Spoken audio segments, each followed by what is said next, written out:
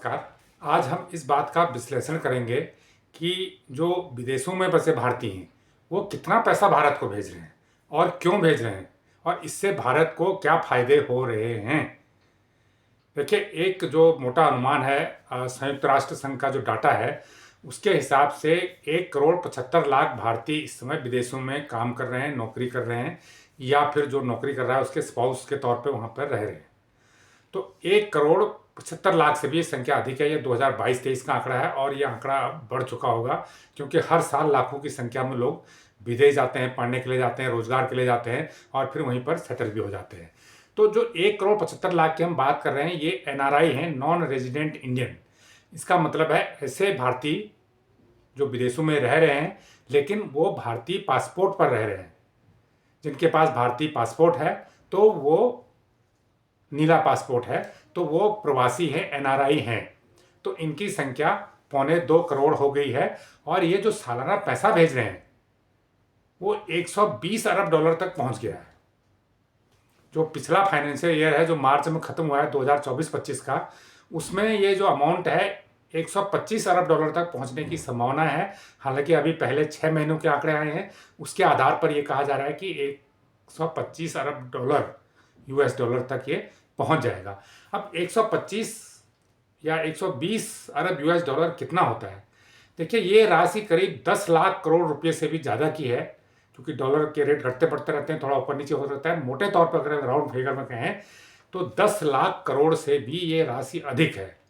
अब 10 लाख करोड़ रुपए की राशि कितनी होती है, इसको समझने के लिए हम आपको बजट का जिक्र करते हैं।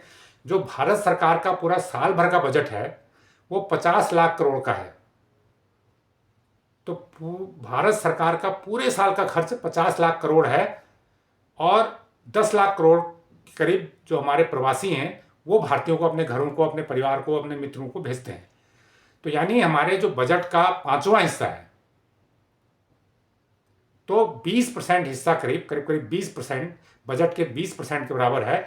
इतनी राशि हमें हर साल विदेशों से आ रही है, उन लोगों से आ रही है जो लोग वहाँ रोजगार के लिए जाते हैं, नौकरी के लिए जाते हैं। वो लोग इतना पैसा साल में भेज रहे हैं। ये राशि कई देशों के बजट से भी ज़्यादा होगी। तो अगर हम आंकड़ों को देखें तो आंकड़े ये कहते हैं कि 2021-22 में जब कोविड काल चल रहा था तो 89 अरब डॉलर भारत आए थे, लेकिन उसके बाद ये राशि बहुत तेजी से बढ़ी है। अगर 2022-23 की बात करें तो ये 112.5 अरब डॉलर हो गया था और 2023-24 की बात करें तो ये राशि हो गई थी 118.7 अरब डॉलर की। और 2024-25 जो मैंने पिछला फाइनेंशियल ईयर की बात कही, इस साल के 6 महीनों के आंकड़े आए हैं। 6 महीनों में ये राशि 61 अरब डॉलर पार कर गई थी और अगले 6 महीने के आंकड़े मिला के ये करीब 125 अरब डॉलर के आसपास होने की इसकी संभावनाएं व्यक्त की जा रही हैं। तो इसके फायदे क्या हैं? देखिए, फायदे सीधे सी तौर पर है कि हमारे देश में एक धन आ रहा है, बाहर से पैसा आ रहा है। वो पैसा जब इकोनॉमी में जाता है, मान लीजिए कोई व्यक्ति अमेरिका में काम करता है, वो वहाँ पैसा कमा रहा है, नौकरी कर रहा है और वो हर महीने 1 लाख रुपये, 50,000 रुपये अपने फैमिली को यहाँ भेज रहा है। तो जो 50,000 रुपये किसी के हाथ में आता है तो पैसे को खर्च करता है, कपड़े खरीदता है, खाना खाता है, रेस्टोरेंट में जाता है, फिल्म देखता है, तो पैसा इकोनॉमी में बूस्ट करता है। इकोनॉमी बूस्ट करता है तो इकोनॉमी बूस्ट करती है उससे। तो इकोनॉमी में पैसा जाता है तो इकोनॉमी उससे बूस्ट करती है। तो जितना लोगों के पास पैसा ज़्यादा खर्च करने को होगा, हमारी इकोनॉमी उतनी ही ज़्यादा तेज़ी से आगे बढ़ेगी। इकोनॉमी का साइज वैसे ही बढ़ेगा। अभी हमारी इकोनॉमी 5वें नंबर की है और अगर पैसा ऐसे ही लोगों के हाथ में आता रहा, लोग खर्च करते रहे, तो पर कैपिटा जो एक्सपेंडिचर अगर बढ़ता रहा तो हमारी इकोनॉमी बढ़ते रहेगी और वो जल्द ही तीसरे नंबर पर आ जाएगी, जैसा कि भारत सरकार का लक्ष्य भी है। प्रधानमंत्री नरेंद्र मोदी का लक्ष्य भी है कि भारतीय इकोनॉमी को तीसरे नंबर पर लाना दुनिया में। तो पहला फायदा तो यह है। दूसरा फायदा यह है कि जो विदेशी मुद्रा आ रही है देश में, विदेशी मुद्रा भी इससे बढ़ रही है, क्योंकि डॉलर जब आता है तो वो कन्वर्ट होता है तो विदेशी मुद्रा बढ़ती है। अब पार्लियामेंट्री कमेटी इस पर बैठी थी, इस मुद्दे पे जो विदेश मंत्रालय की है, उसने कई सिफारिशें की। उसने कहा कि जो हमारे एनआरआई हैं, विदेशों में काम कर रहे हैं, बहुत अच्छी नौकरी कर रहे हैं, बहुत अच्छा रोजगार कर रहे हैं, इनका जो पैसा आ रहा है, इस पैसे को इन्वेस्टमेंट करने के लिए भारत सरकार को और कुछ करना चाहिए, बहुत कुछ करना चाहिए। शेयर बाजार में, म्यूचुअल फंड में, रियल एस्टेट में, इनको मौके देने चाहिए और इनके लिए प्रक्रिया को आसान बनाना चाहिए। अभी भी कर सकते हैं, ऐसा नहीं है कि, लेकिन एनआरआई के लिए थोड़ी प्रक्रिया अलग है, क्योंकि एनआरआई का टैक्स रेजिम अलग हो जाता है। तो उस पार्लियामेंट्री स्टैंडिंग कमेटी ने सिफारिश की है कि एनआरआई को इन्वेस्टमेंट के लिए अपॉर्चुनिटी देनी चाहिए, उनको बेहतर अपॉर्चुनिटी देनी चाहिए, ताकि वो इकोनॉमी में एक तो जो पैसा अपने घर को भेज रहे हैं वो भेजते रहेंगे, दूसरा जो पैसा उनके पास और बचता है तो उनको अगर मान लो फ्लैट खरीदना है, या उनको भारत के शेयर मार्केट में ट्रेडिंग करनी है, या म्यूचुअल फंड खरीदना है, तो ये प्रक्रिया में उनके जो इन्वेस्टमेंट की प्रक्रिया को आसान बनाना चाहिए, ताकि और ज़्यादा पैसा देश में आ सके। और जो इन्वेस्टमेंट अभी वो बाहर कर रहे हैं, दूसरे अपने जिस कंट्री में नौकरी कर रहे हैं वहाँ कर रहे होंगे, तो बजाय वहाँ करने के वो भारत में आके करें। तो ये एक बहुत अच्छा सुझाव दिया है, इस पर अमल होना चाहिए।